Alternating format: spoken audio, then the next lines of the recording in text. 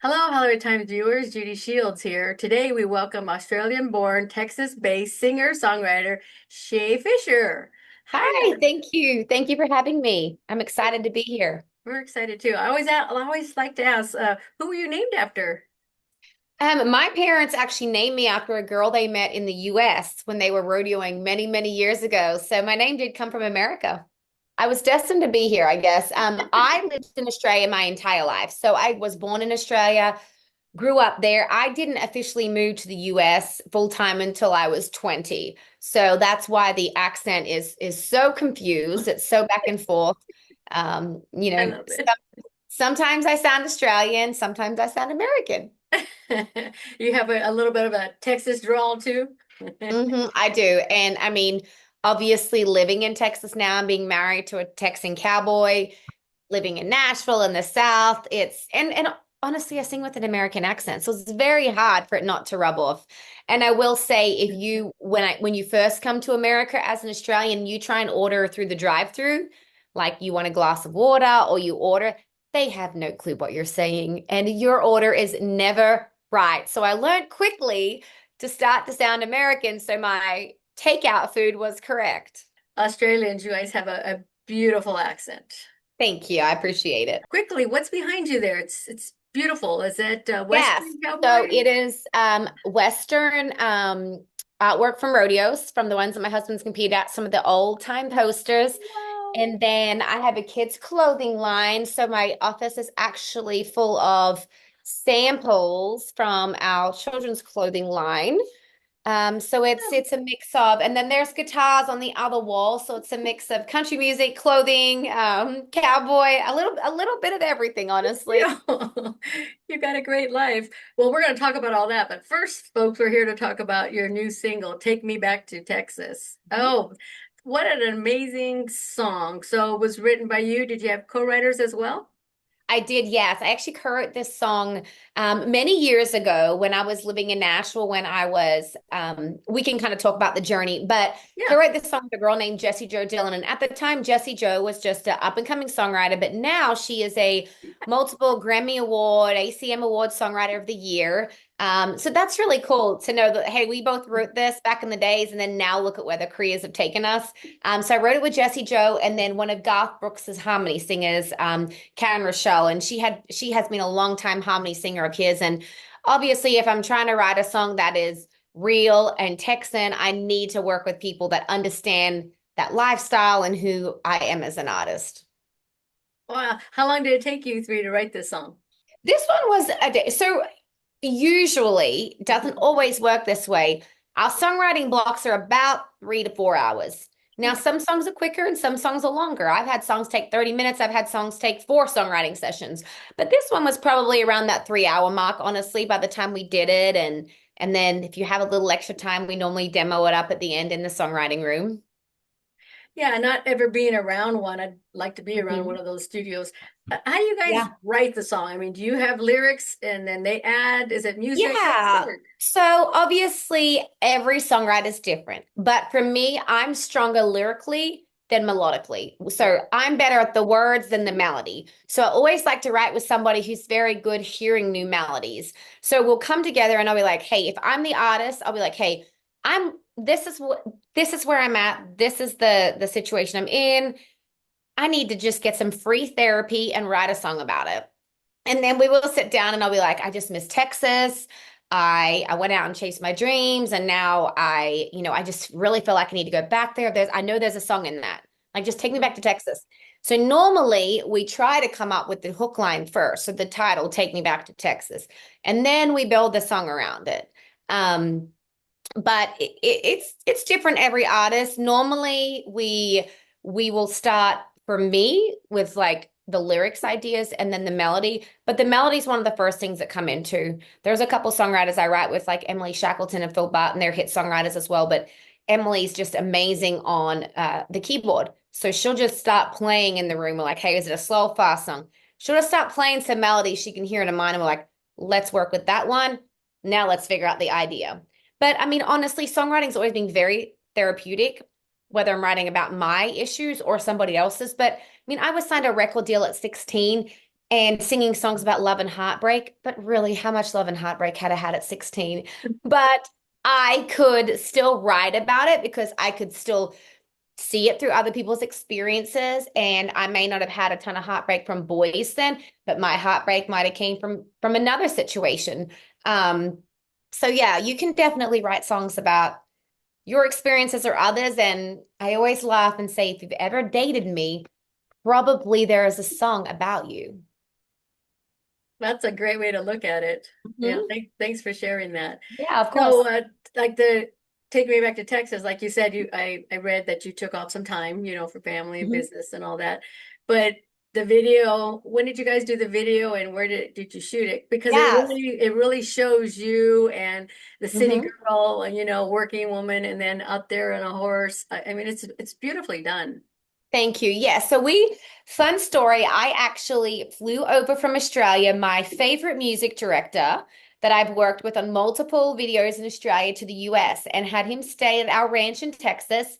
And we shot three music videos in 2 weeks, and Take Me Back to Texas was one of them. Wow. I knew being out of the industry for a while that if I was going to get back in, I'm all in. So I wanted to make sure I had multiple music videos ready for when obviously you release your next single when a song comes off the chart and you just don't know how long that's going to take. So I wanted to be prepared. So I did shoot three at the same time. We used our ranch and then we used a very famous rodeo athlete, Ty Murray, his ranch as well. So between now and I must say, the scene where it's raining, it was pouring rain for 2 days, and I do not know how we got the shots we got because it was like a monsoon in Texas, but we had to do it those dates because he was going to fly home to Australia. Um, Oh, but I I got signed at 16. I was just very blessed there was an opening in the industry. There wasn't a young cowgirl, and that was me.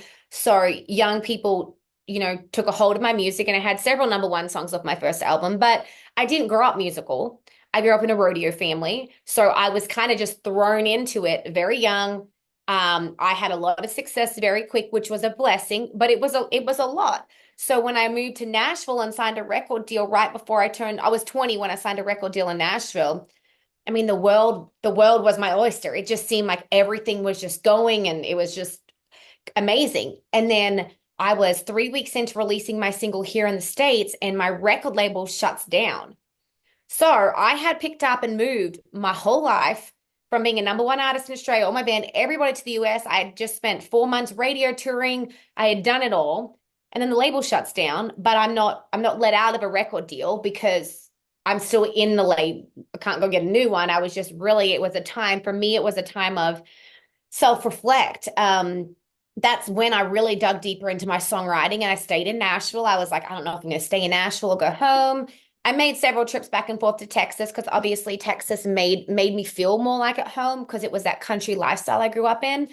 But that's when I wrote Take Me Back to Texas is it was a song about my journey I had been on. yeah. Um, but I'm always somebody that looks back and it's like everything happens for a reason. I look at it now and um I'm very thankful for that pause because I had done it for 10 years at that point nearly and had so much success. I mean, so busy. I didn't even get to appreciate it or at times enjoy it because it was not a chore, but it was, you had to do it. Yeah. So now coming back into it, having the time to go and create our businesses, have our children, and having the ability to do it independently to me is really exciting in this time that we're in because I can wear what I want, I can say what I want, and I can release what I want. And I never had that ability my whole career with record labels. And my labels were fabulous, don't get me wrong, but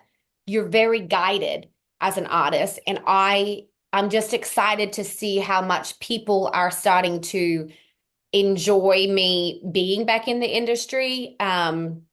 I always try to let people into my life and see the good and the bad. It's not always roses, obviously. I was a unsigned artist, didn't could barely pay my bills for a long time. But worked really hard because I knew that hey, I'm gonna need an income. So worked really hard. We have a kids clothing line that's in around 2,000 stores here in the US. It's like a Western brand.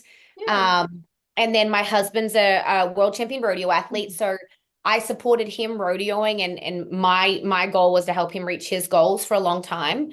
Um, but honestly, I kind of got bitter in the music industry when my time was stripped away because I watched all my friends like Thomas Rhett and all these just guys that were having huge hits, and I was like, that should could be me, not should, but could be me. So I had to kind of step away for a while, and then when I realized that my identity wasn't in how many number one songs I had, how many songs are at radio, then I was able to enjoy it again. And I'm really at a stage, I'm loving the music. I'm loving connecting with everybody. Social media makes it such a small world now. Congratulations on being independent. I totally support independent artists and try Thank to you. interview as many as I can because it's Mhm. amazing, because like you Thank said, you. you're doing your own thing, Yeah. Yeah.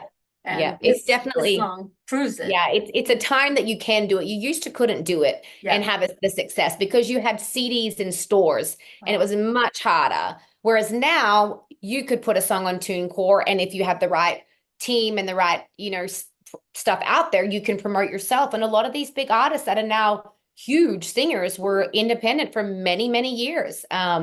It is a whole new ball game for me though, because when I was releasing, makes me feel old, it was CDs in stores, and we went to stores and played live so people would come and buy our albums. I mean, there was no streaming back then.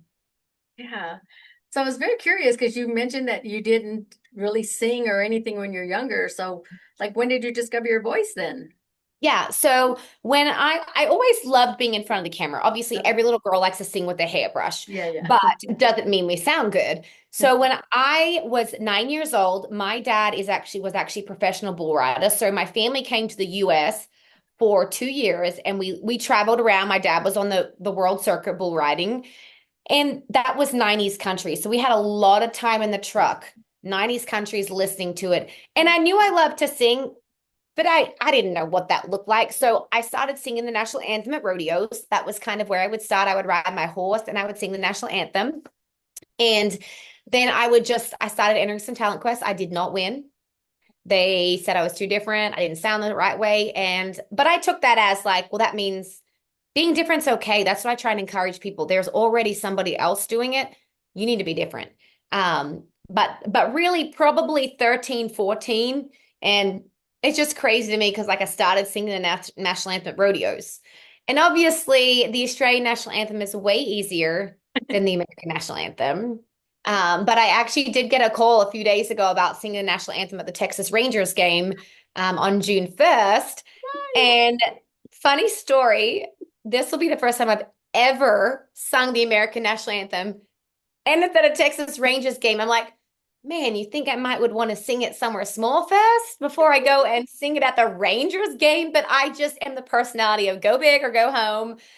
I'm like, I'm not going to say no. So it's kind of stuck in my head. My husband's like, okay, I literally had a red light face mask on last night while I was singing the national anthem. He's like, this would be a great post. I'm like, do not post that or you will be in big trouble. Yeah, so that'll be a lot of fun. Not nervous, excited, just it's a big responsibility. You dang sure want to do a good job with the national anthem. Do you have to write it on your hands or do you memorize it? No, I mean I grew up singing it at rodeos and I know it. Yeah. But the most important thing is not to let nerves kick in because that's when you forget words and that's when you sound bad. It's a Oh, cappella, like Australia, the national anthem. It doesn't matter if you accidentally start with the wrong key, like the song isn't that high that it's okay. But the American national anthem is very important that you make sure that you start low enough that you can hit yeah. those high notes. Oh, we can't wait to see that. Well, we'll make sure somehow we get to get the link Yes. for You know me. I'm always on social. I'm sure I'll post it on there. that. That's great. So, what was it like growing up, a daughter of a, cowboy Yeah. rodeo rider? I knew no different. My dad was a bull rider. My mom was an Australian champion bow racer. Oh, My parents were very successful in the rodeo industry in Australia. And I think that's where I get my drive from because, my nothing was too big of a dream for my parents. Obviously, if you're going to dream big, you have to be okay with failing. yeah. Um, but when you're competing in a sport like rodeo, you learn that. Like I was competing at a young age too, and I would win some, I would lose some. You had to be able to take the wins and losses the same. But it was a great life. I mean, my first 4 years of my life, I literally just lived in a horse trailer and traveled the road. We didn't have a home base. Um, my weekends were exciting. It definitely kept me out of trouble. Um, and it's something that like, I always said, because I grew up in a way, I was like, I'm not going to marry a cowboy because I grew up that way. But obviously, I clearly married a cowboy. So it was something that was destined to happen. I still try to compete here in the US. My good horse is out with an injury, but I've competed on the pro circuit here, and my husband is a full-time rodeo athlete. So in a week, he heads out on the road for the summer, which is a lot like a musician. So he'll be out with the bus and the horse trailer for 3-4 months, and Wow. we'll just fly back and forth. And he's made the national finals 15 times, so he's no rookie to the lifestyle of the road. He took a 2-year break just because he was burnt out, honestly, from being gone so much, and I understand that. But he says he's got 2 more years, two more like national finals, which is the big World Series in Las Vegas that he wants to That's big. qualify for, and Yeah. obviously, at 41 years old, he needs to do it now because, Oh, age does matter. But yeah. I don't think it makes you any less competitive against the 20-year-olds because you come with knowledge.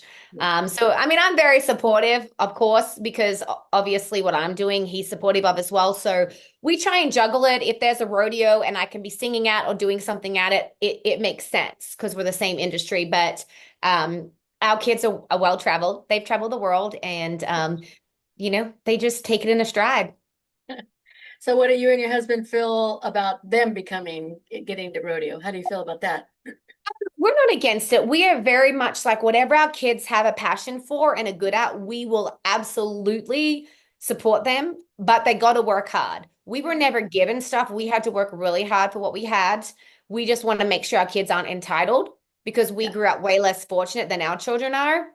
But if we see work ethic, I don't care if they want to be a bull rider or if they want to be a golf player. If they want to work hard at it and they're good, and it takes a lot of work, that's fine. And our daughters, if they want to be a singer, I am 100% supportive. But if they want to run my Shea Baby business, I am also okay with that. I think that a lot of kids, I think, feel the pressure when their parents have a career. They feel the pressure to follow in their parents' footsteps. And obviously, if they want to, that's great. But if they don't, I'm all about learning new things. I can learn new things through my kids' careers if I have to. That's pretty cool. I was wondering, as a daughter of a, bull rider, what was your emotions feeling about your dad? And then now you're married to a rodeo Yeah. star. How does that difference? Yeah, so I mean, I remember sitting in the stands as a little girl. I was always so nervous when my dad rode bulls. My dad didn't have a ton of injuries, but he still did have some injuries. He's been knocked out, broken arms, lots of things. I think when you grow up, you're just used to it more. I'm sure it's like a dirt bike racers Yeah. kids, obviously so dangerous, but they know that's what comes with the sport. Um, I do remember being very nervous sometimes when my dad would ride, but Yeah. I had a great upbringing. My mum would also, we'd say a little prayer in the stands before he rode and, for God to protect him and so forth. And, um, there's a lot of crazy things we do. Driving our car to town's also dangerous. So I just feel like as long as you have knowledge of what you're doing and you can make it as safe as you can. But I actually, when I was 14, I was rodeoing hard with my parents in the junior events, and the boys would always beat me for an award that was called the all round. So they would get points in all the events. They could compete in the events I was competing in, but I never would, then they had the bull riding. So they had an extra event that I didn't get points in, so I wouldn't win. So I said to my dad one summer, I said, hey, can girls ride bulls? And my dad's like, well, let's check the rule book. He's like, honestly, I have no clue. And it didn't say anything about girls not being able to. So my dad and I trained all summer one year. He used to do lessons, had a bucking machine at our ranch. And I decided I was going to enter the bull riding that season because I was going to win the all-around title. And the very first rodeo, the boys looked at me and you could tell they were like, oh my gosh, who does this girl think she is? But the first rodeo got second, and then they realized that I actually knew what I was doing because I had such a great teacher with my dad that they would end up being like, my best friends, and I was just one of the guys. But I was the first girl in Australia to ever make the national finals in the junior bull riding. And I did it for a couple of seasons. And then when I signed my record deal, my record label was like, hey, we may not want broken bones or black eyes. Maybe you should try something different. So I hung up my bull rope. But I think if an opportunity came up good enough, like with the PBR or something in America, I would get on another one. I don't know, but it was a fun experience. I think back now and I'm like, what was I doing? I know. Why was I riding bulls? What? How, what made you even want to do that? You're such a badass. How did you even stay on it? Well, I wanted to do it because I didn't want to lose, and I kept Yes, losing the all-round title, and I I get don't that. lose well. So that's the only reason, because I wanted to win so bad. I was willing to take the risk to win. I think that's kind of always been how I am in life. But there was definitely times when I would get on bulls that I was like, why am I doing this? This I is so know. scary. But I was trained well. I was trained right. My dad was always by my side. Yeah. Um, Wow. I never, and not in a bad way, I never wanted to disappoint my dad. So I never quit. I always tried to the end and tried my hardest. Wow. Um, so yeah, I don't know. If my daughter asked to ride bulls, I'm probably going to say no. Oh, so like what would make me nervous is just the fact of like falling off and them coming after you because that's what they do. I mean, did that not Yeah, give you that well, fear? honestly, they have the bullfighters in the arena when you get off that Okay. try and step in and distract the bull.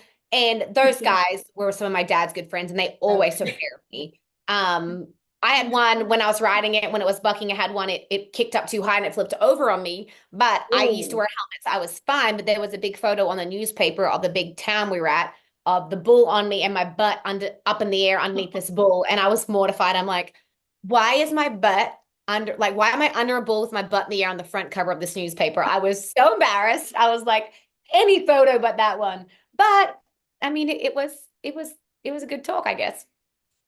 Oh, you bull riding star, you. Yeah, oh my gosh, look I out. gotta Yes, find that photo now. I have one. I will send it to you. There's multiple photos there. I would love Yes, that. yes, I will send it. But yeah, So my proud of husband, you. thank you. My husband's a roper, which is a bit safer. And Yes. he always laughed. He's like, I'm a roper and I married a bull rider. He's like, this is embarrassing. I'm like, no, that I'm a retired bull rider. I am a singer now, not a bull rider. So has your husband ever roped you? He wrote me to marry me, I There guess. you He had to go. wrote me in. Good answer. Yeah. I'm also reading here beside your children's clothing line, Shea Baby. You guys also have Shea Michelle Buckles? We have a belt buckle company, so we make belt buckles throughout the US. I actually, ironically, have a bucket of stuff I had for a photo shoot. I can show you some of it. Yeah, So let's see we make that. like custom belt buckles. That's Um, beautiful. and then like this is a money clip, like Oh, that's Western money clips beautiful. we Yeah. make.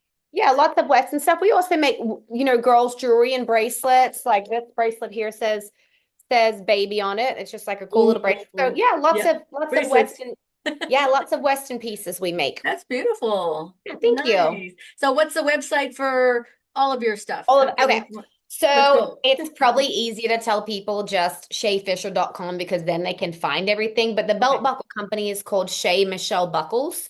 So that's the website. Obviously, you can Google it too. And then the kids' clothing line is called Shea Baby. And this is, for example, it's this type of little Oh, Western it's and the so little boys. Yeah, a cute. little Western clothing. And we sell like Cavender's and Bucky's and all the stores. Yes. Um, but that's Shea Baby. And then, of course, all my stuff's pretty easy to find. Social media, I'm on Instagram, Facebook.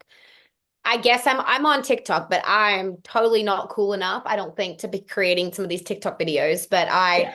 I am doing it all. And I do like that social media makes the world such a small place because like Yeah. you and I can stay connected halfway around the Yes. country. I can stay connected with my Australian fans. So I Oh, do like it. Obviously, I always tell people don't always think everyone's life is how it looks like on social media because we don't always post our worst moments. We always post our good moments. So I really yes. try and tell young girls that because it would be hard in this generation growing up, looking having social media to look at for where you think that how you should look, what you should wear. And it's a lot of peer pressure. So yeah, no, we all wake up on the same side of the bed, not looking done up. And that's okay. Very good. Are your parents still living in Australia?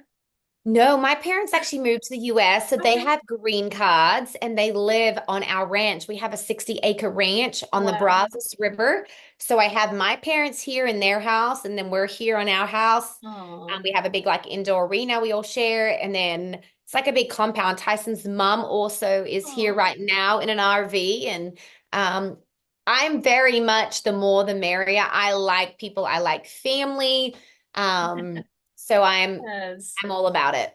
Yeah, you're so blessed for that. Yes, very, very much so. My brother's military, otherwise he would be here full time, but he's Oh. military, whether he's Iraq or Ukraine or he's just Oh. one of those, military guys that protects people and is really cool. And my kids love when he comes home on his time off. Well, we thank your brother for his service. Thank you. I'll let him know. I appreciate it. Yes, we always want to support that. I also read here that you're doing two more singles. Let's talk Yeah. about that. When are those happening? Yeah, so I think my next single's going to come out early July or mid-July, which is exciting. Obviously, like I said, I shot 3 music videos at once, so I am waiting on my radio promotion team to decide which single will be next. So I have 2 songs. One of them I co-wrote and was produced with Walker Hayes, and Walker's done Oh, great things too. When I was writing with Walker, he was an unsigned artist, barely paying his bills, one of the best people you'll ever meet in Nashville. Um, and then now having all his success. But yeah, it was great working with him and his guitarist. They produced that single, and that's a fun, upbeat cowgirl song. Obviously, I thought it was a little too edgy or like quirky for my first single back. That's why I did Take Me Back to Texas. yeah. But then the other song I have out is was written with a guy named Jaron Boyer, and Jaron has written all of Jason Aldean's hits. He's a huge songwriter now, but he too was barely putting gas in his truck at the time. Him and I always laugh about, just how far everyone's come, but I'm excited. I mean, either song, I told my team, I'm like, look, either song I'm happy with. Y'all pick which one we think is going to do the best, and we'll roll with it. But got 2 really cool music videos, and All right. yeah, I'm excited. Yeah. I mean, like I said, your video for Take Me Back to Texas is just was so beautifully done, Thank you. So Thank you. look Yeah, forward to seeing these. the others are great too. They're from the same director and producer, so I think you like them as well. Yeah, I always like to try to talk to these songwriters. They're so shy. It's like they don't want to do interviews. It's like, come on, that's what it's all Yeah. about. Songwriters, without you guys, we wouldn't have these Honestly, great it's songs. there isn't an artist without a great song. Yeah. I've always said that. And I'm the first to say if a songwriter has a hit and I didn't write it, I don't care if it's a hit, I'm gonna sing it. But obviously we love to write about personal experiences, but most of these songwriters' songs hit you so hard that you can relate it to your own personal experience anyway. Yeah. Um, but yeah, I mean, songwriting, and I mean, they're not just in Nashville. There's amazing songwriters in LA and New York and Texas, but Yeah. it is a special talent to be able to put down those thoughts. And I feel like I've been blessed to write with a lot of great writers that have taught me so much. Yeah. Um, I wish I had more of them right here where our house is in Texas, but obviously Yeah. that's why we fly back and forth to Nashville. But I love songwriting and I love singing. I love taking people on a journey. Mhm. I know there's been a lot of times I've struggled in life and I've turned a song on and it's helped me get through it. So, I just hope that my music can do that, for people at some point in their life as well. Yeah, because this is definitely an anthem song because like what if I moved to New York because of whatever, but I want to go back to California. I mean, you could Yeah, put any state right in that, exactly. because a lot of us leave for different reasons and sometimes you're grounded when you go back home, so Exactly. great song. 100%. Yep. 100%. I can't agree more. So yeah, but no, I'm just excited to see where this next chapter goes. Obviously, if it doesn't work, fair enough. If it works, great. Obviously I have high expectations, but I am also really at a point that I feel like whatever happens is meant to happen. I'm definitely ready to hit the road and to tour and to be busy, but I also have my priorities in check. So, you know, whatever doors open, and I'm excited for it. I won't be able to look back now and say what if, I Yeah, will always say, "Oh, that was fun. I did give it the try that I knew I needed to." exactly. So are you going to be going out on tour or are you doing that now? Yeah, I mean that's the plan. Obviously, a lot of these tours and these shows book so far out. They're literally Yeah. booking out for the next year. So my plan is 2026 would be when I would be touring more. Obviously, I'm trying to get more and more shows and events, and I do have some coming up. But Yeah. 2026 would be a great year to get on a tour because really that's kind of what we all want to do. It just makes it easier to have exposure, and it's kind of how I started out in Australia, was just getting on some tours and then building a fan base that way. Yeah. Do you go back to Nashville for CMA Fest at all? Yeah, I do. I'm going to be back the week before CMA Fest for the big rodeo. So I'm actually Okay. doing all of my PR the week before. CMA Fest, there's so many people in town and so much Yes. going on. And I have done it a lot of years now. I felt this year I wanted to be. Now, if you're doing a lot of shows, obviously you need to be in town then, but my stuff Yeah. is more PR stuff. So I felt like it was going to work better for me to go the week before. And then my husband's also in town competing at the big rodeo at the Bridgestone Arena. So Yes. it all made sense. We're going to fly the kids out, take Oh, my nanny to help out while because we're going to be very busy. So it'll be a fun family trip. yeah. That's exciting. Yeah, I'll be going. I'm leaving on May 30th to head back to Nashville. I'm going to go to NASCAR for a couple of days. Yeah, see, And I'm there till the 31st. okay, well, I'll be in on the 30th. So heck, Yeah. maybe we'll see what happens Yeah, in there's a those two big days. rodeo at Bridgestone Arena in town, and Reba's playing one night, Jelly Roll's playing another night, and Tim McGraw's playing one of the nights. So Wow. it's a big event that's going on. Okay, great. I'll have to look Yeah. into that. Yeah. Well, thank you for taking the time to talk to us here at the Hollywood Times. You're And this video will be turned into a YouTube video that will go up awesome. on the Hollywood Times official, and we'll send you the link. So if you want to share that on your social Yeah, media, and I'll put up your absolutely. social media as well on this too. But we thank you, and we're going to keep supporting you. So let us know whenever you need any stuff from us here out in Hollywood. Yeah, I appreciate it. I'll let you know when I'm out there. Have a great day. Okay, thank you so much. Bye.